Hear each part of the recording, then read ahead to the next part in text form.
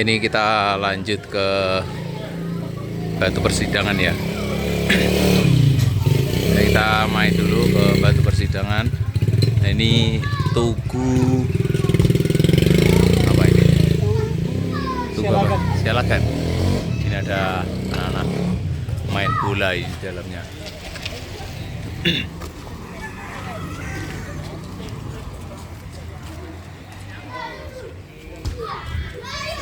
Ini kita di Huta Sialagan.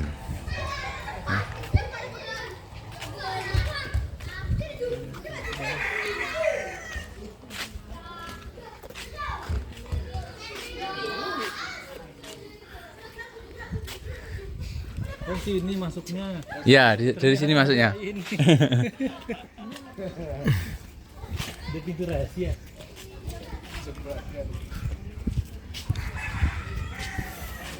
Objek wisata budaya Batu Kursi Persidangan Sialagan.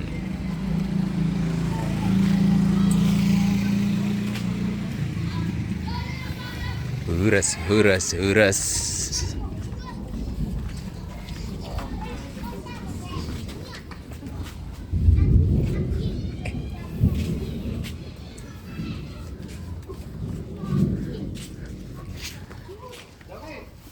Oh ini Din, dari sini. Ya. Ini untuk rumah adat, ya, rumah adatnya di Huta Sialagan.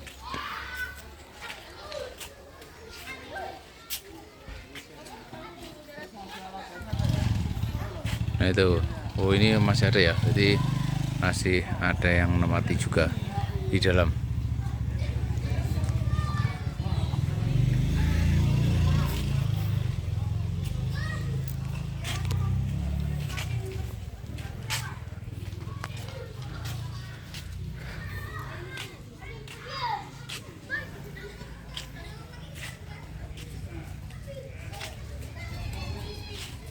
Nah, ini ada tulisan apa ini ya?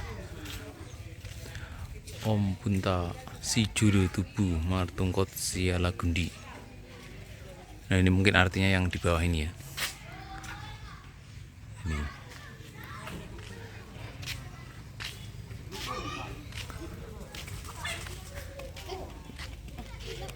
Kilat-kilat.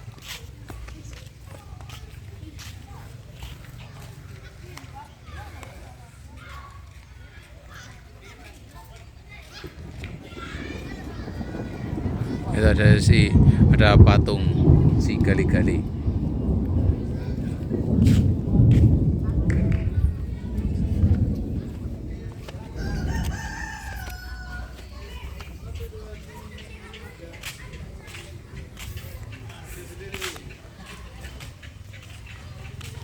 Bolon House.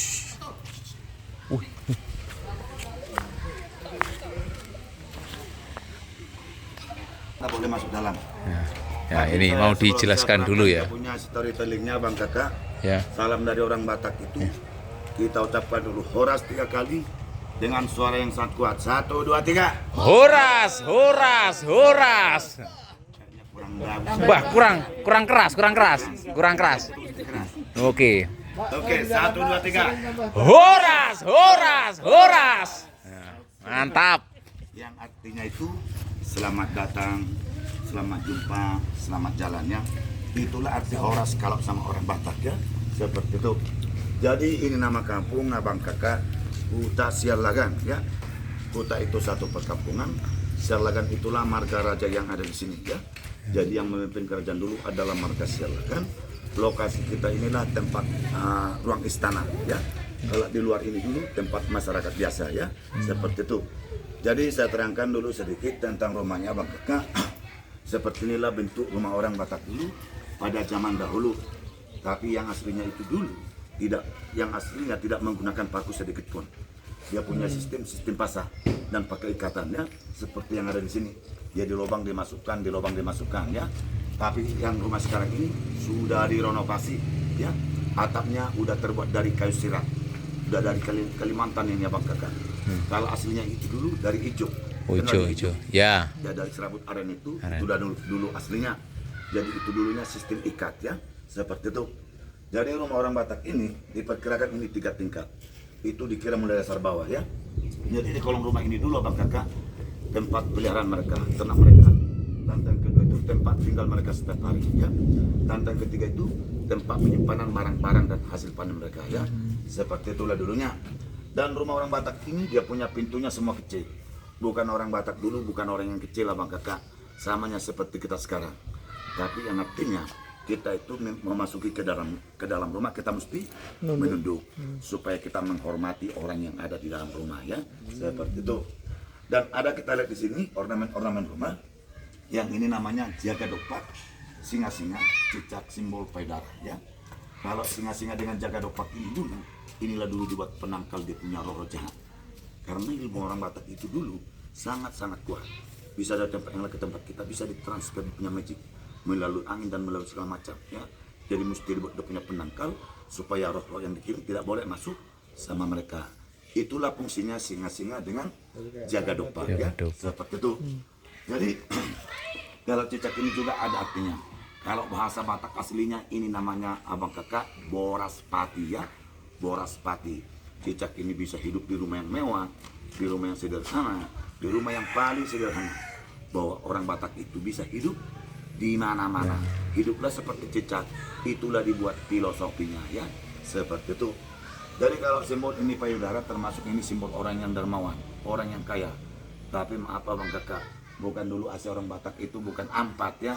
Samanya seperti sekarang sudah saya cek itu. Saya cek orang rumah saya bukan orang yang lain. Ya. Biar jangan salah.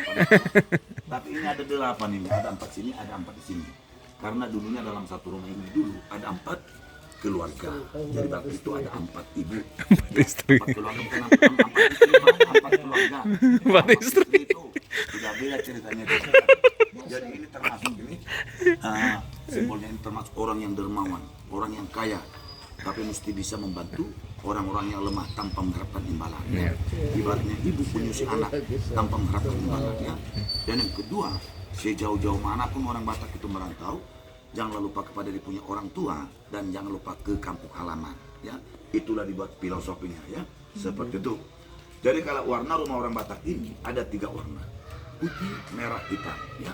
Yang putih itu melambangkan itu dunia atas, dunia kepercayaan ya.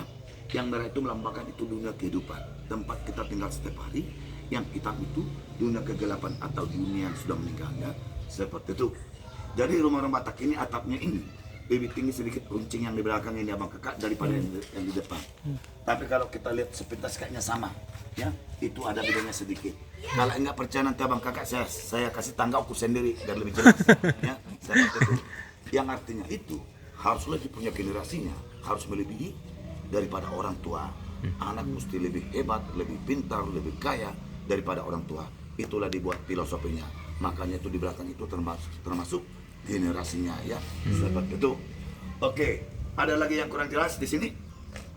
Oke, silakan kita boleh kita masuk ke dalam biar kita lihat di dalam rumah. Oh, bisa masuk. Kirain nggak bisa. Awas untuk. Atau tangan mau kau pegang. Hati-hati ya. Kalau nggak dihormati kami yang di dalam pasti teranduk kepalanya. Oke. Oke, jadi seperti inilah di dalam rumah orang Batak itu. Jadi ini nama rumah ini Abang Kakak, rumah bolon. Rumah bolon itu besar, big house ya. Itu ada bedanya, ada tangga dari dalam dan ada tangga dari luar. Yang tangga dari dalam itu namanya rumah bolon. Kalau tangga yang dari luar, yang luar itu tadi namanya jabusya pori atau rumah yang lebih kecil dari rumah bolon ya. Seperti itu. Saya bilang tadi dalam satu rumah ini dulu ada 4 keluarga, 3 keluarga ya. Nah, tapi dulunya rumah sampai ke belakang panjangnya karena ini udah direnovasi ya. Nah, udah direnovasi. Jadi kalau cara mereka tidur nanti tikar dibuat dari bawah, tikar ini digulungkan dari atas. Itulah pembatas.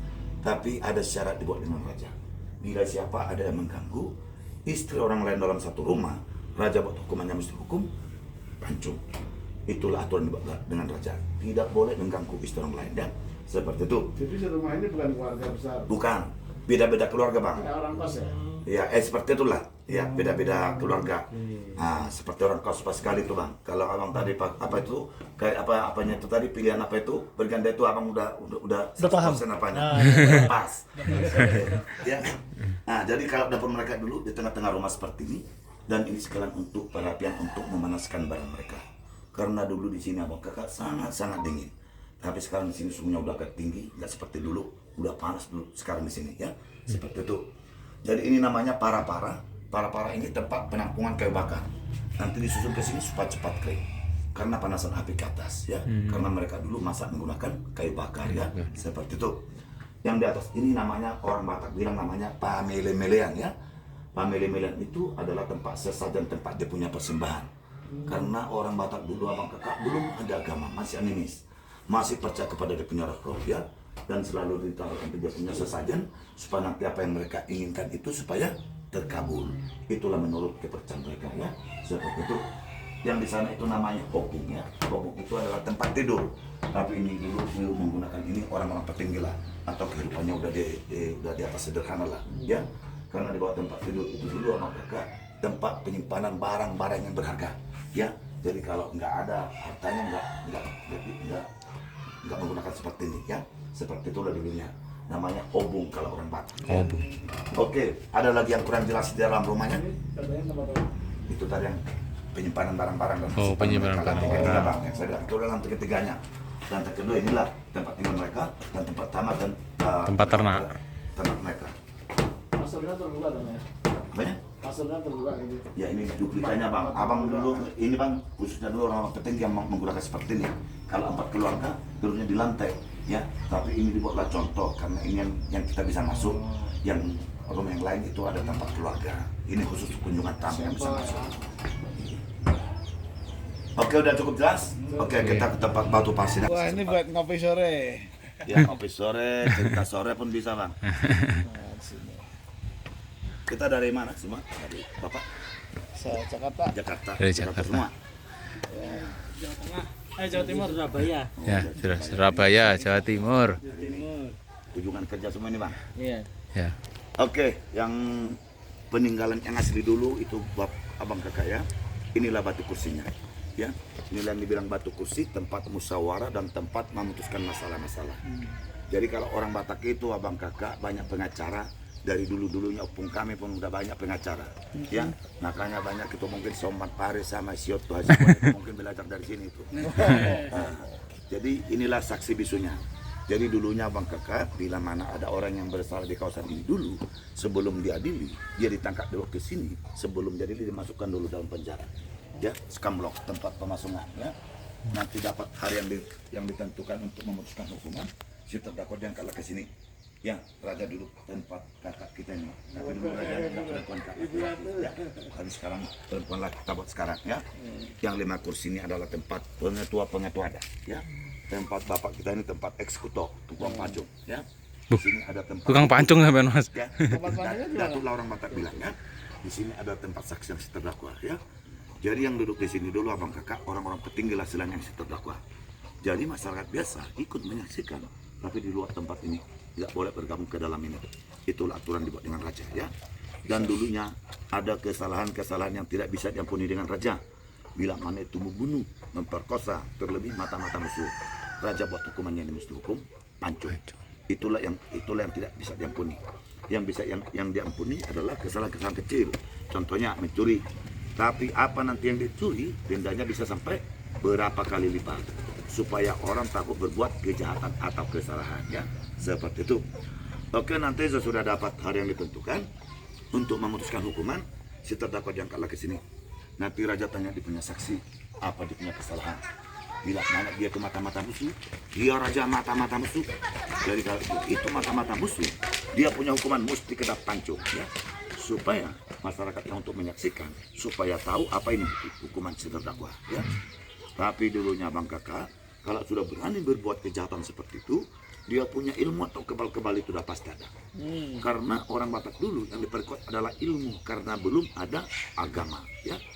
Tapi nanti untuk melemahkan atau menghilangkan ini kekebalan si terdakwa, nanti raja perintahkan dukunnya.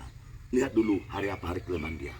supaya kebal-kebalnya Bang Kakak supaya bisa dihilangkan semua ya. Nanti ini si Datu bersemedi berdua minta petunjuk seperti patung yang ada di sana ya, yang ada di Jakarta yang ada di sana ya. Tapi dulunya setiap mereka berdoa mesti ditaruh sesajen tempat persembahannya. Tapi sesajennya ini Bang Kakak udah lengkap lah itu ya, bukan sama dengan yang di rumah tadi ya. Nah, nanti sesudah itu baru si Datu memohonlah kepada leluhur mereka, tolong tunjukkan di mana kekuatan dan kelemahan ini terdakwa supaya kebal-kebalnya supaya bisa saya hilangkan semua ya. Nanti Datunya ini nanti masuk ke rasukan, masuk sama Nitiroro ya. Nanti datang petunjuk sama dia. Nanti sesudah udah tahu di mana ini dia punya kelemahan ini terdakwa ini, baru si terdakwanya nanti Abang Kakak baru dibawa ke sana. Di sana nanti tempat eksekusi pemenggalan, dan di sini tempat sidang untuk memutuskan apa dia punya kesalahan seperti itu. Jadi kalau ada yang kurang jelas Abang Kakak, ada apa yang kurang jelas? Oke, kita ke tempat eksekusi. Kalau mau foto-foto nanti kita boleh balik kemana lagi. Ya. Ini pengadilan di sini. Ini pengadilannya. Sana berarti ini tempat ini eksekusinya.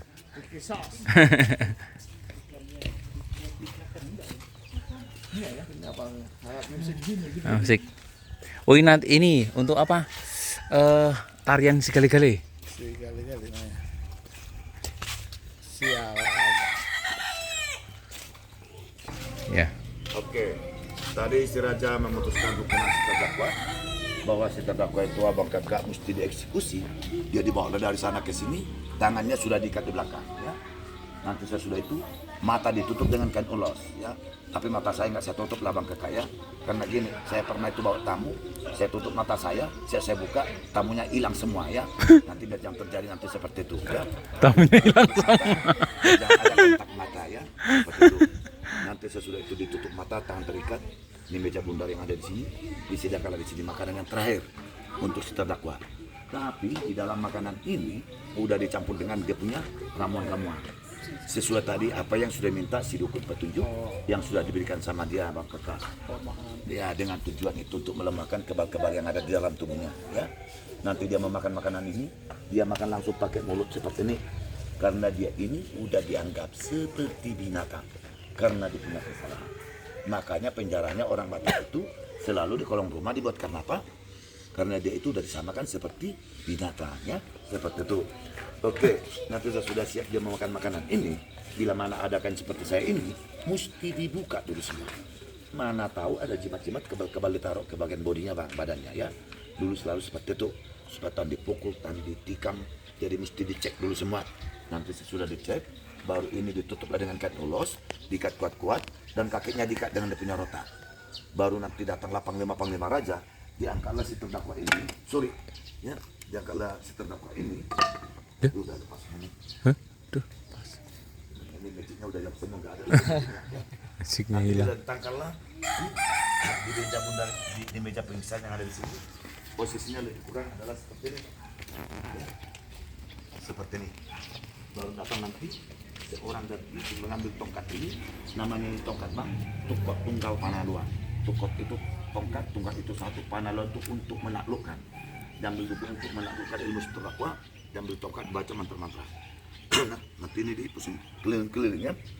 Ya, dibaca mantra-mantra dikelilingi, harus benar-benar ilmunya mesti hilang.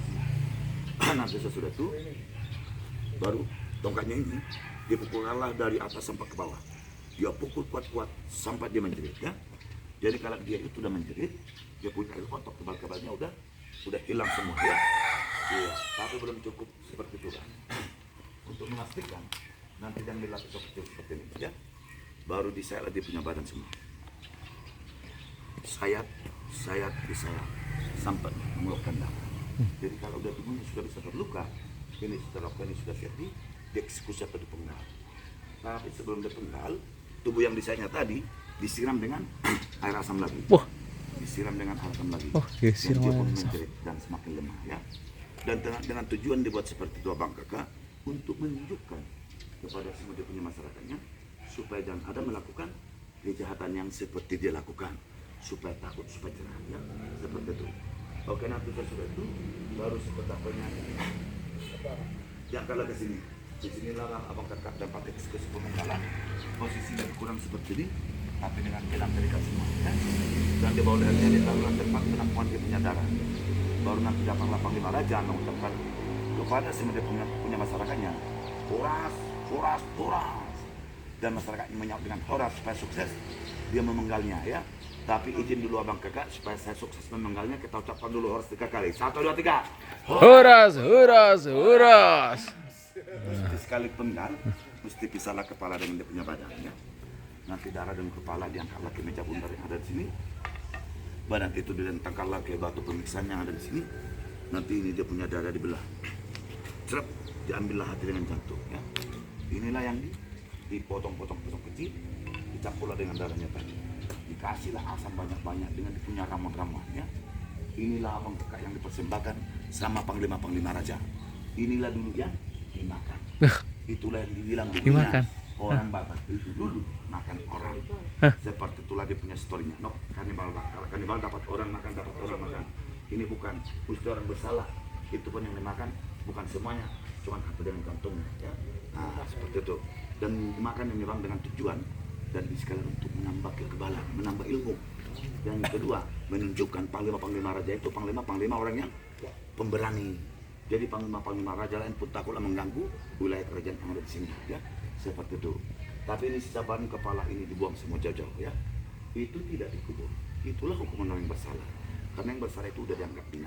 Ya. Itu tergantung dukunnya, Bang. Ya kalau hari bat ke danau, kalau hari bat ke hutan, yang penting jauh dari mereka, ya seperti itu. Dan menurut sejarahnya Bang Keka, karena dia punya eksekusi tidak berlaku lagi. Kira-kira tahun 1816, ya. Sesudah itu datanglah misionaris yang dari luar, tapi yang berhasil itu yang dari Jerman, yang dipunya nama Dr. Ludwig Nomensen. Inilah yang menyebarkan agama dan lama-kelamaan ini dihilangkanlah semua, tinggal storynya lah sampai sekarang. Itulah sejarah yang ada di kampung. Jadi kalau ada yang kurang jelas sama kakak, boleh ditanya sama saya ya, jangan sama kawannya juga nanti kebingungan. Itu apa selalu dipancung, memang harus selalu dipancung. Iya, itulah hukuman yang tidak bisa diampuni kakak. Kalau yang bisa diampuni, misalnya tadi mencuri, dia denda. Apa yang dicuri, dendanya berapa kali lipat. Contoh, curi. Yang dia sebut tadi apa? Membunuh, memperkosa, mata-mata musuh. Dulu di mata-mata musuh Bang, dulunya. Karena dulu tuh paling berat itu mata-mata musuh lah. Jadi kalau udah berani dulu mengganggu wilayah kering seperti itu, ilmunya tuh udah tinggi tuh. Ya, kalau bisa nanti dia menguasai di lokasi itu nanti dia bisa jadi mungkin ada di situ, menguasai di situ. Oke, karena gerimisnya udah agak mengundang, udah cukup biar kita tutup dengan Horas dulu Bang kali. Bentar Pak, bentar. Ya, oke, oke, biarlah abang video. Oke, kepal tangannya. Bentar, Pak, bentar, Abang Pak. sini Bang, biar nampak Bang, biar nampak dia di videonya. Oke, siap. Oke, 1, 2, 3. Horas, Horas, Horas. Bisa minta tolong fotoin kita nggak Pak? Boleh. Di mana? Di mana? Di sana ada di Oh, di sana yang rumah tadi. Rumah ada batu proporsinya. Kalau Makamnya siapa Pak? Apa ya? Ini makam raja lah. Raja. Kalau dulu raja di batu seperti ini. Ini kan udah Kristen Kak, sudah ada tradisi kebenaran Kristen. dulunya berarti Belum ada gambar keluarga raja ya. Cuman anak satu-satu. Itu mati muda. Kayaknya orang tuanya nggak terima, nggak ada lagi pembawa generasinya. Menangis teruslah orang tuanya. Datanglah seorang dukun, diukirlah patung ini mirip sama anaknya. Dan kalau anaknya dimasukkanlah ke patung ini, ya. Dan mereka buatlah acara ritual, ya. Dan dipanggillah keluarga dan satu kampung semua. Mereka buatlah tarian musik, ya. Lengkap musik orang Batak, orang Batak bilang namanya gondang sabangunan itu. Udah lengkap semua alat-alatnya, ya. Mereka mainkanlah itu, nggak itu beda Bang. Itu mereka mainkan itu, bisalah menari patung ini tanpa digerakkan. Jadi kayak orang tuanya sudah merasa terhibur, udah dianggap anaknya udah hidup kembali, ya. Jadi kalau ini bisa menari, bisa bergerak, tapi rohnya itu saya. Kenapa? Karena saya itu yang narik dari belakang dan bisa tangannya ke sana ke sini. Ini namanya sigale-gale. Sigale-gale itu ditarik ke sana mau, ditarik ke sini mau, ya. Itu artinya. Kalau patung ini? Enggak, itu tadi kan patung yang di sana yang saya ceritakan tadi itu. Tongkat. Tongkat tunggal panaluan. Tongkat. Pak, foto Pak, foto pertama. Udah Pak, udah rekam Pak. Baik, tar. 1, 2, 3. Kita ada di mana? Huta Selatan. Horas, horas, horas. Fade out, fade out. Dari ada selingkuhan. Nah ini kita keluar ya, jadi keluarnya lewat dari sini. Kalau tadi lewatnya sana. Untuk keluarnya beda.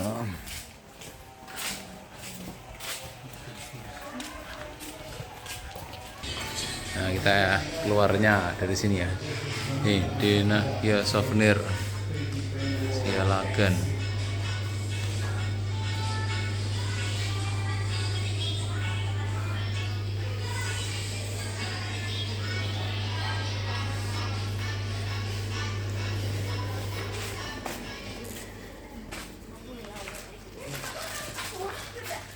Jadi keluarnya ini ada tempat oleh-oleh.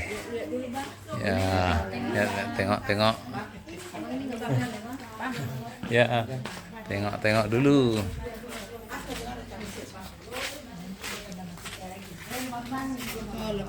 Nala dulu bang. Ya. Udah. Bu. Ya. Tempat oleh-olehnya ya. Ada baju tas.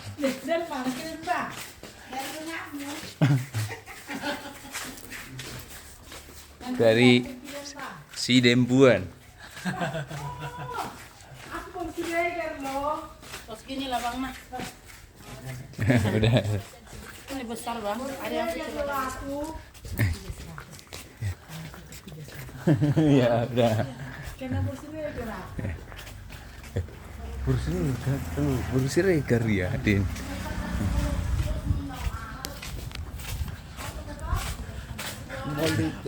Oliati. Terima kasih. See you today. Oliati.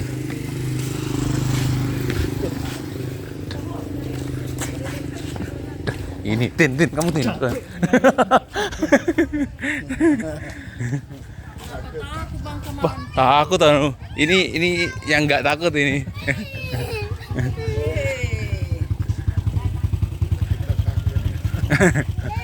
Jadi Mas Kira kok bisa nggak takut? Cuman pawang.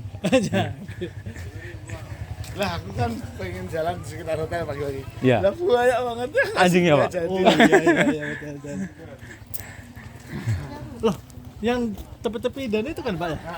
Nah, kita kembali ke parkiran. Jadi Udah banyak sih ya? ini ya tadi ya untuk Sialagannya ada di atas sini. Jadi ini untuk rumah yang udah terbaru, yang udah direnovasi, yang belakang-belakang udah modern ya.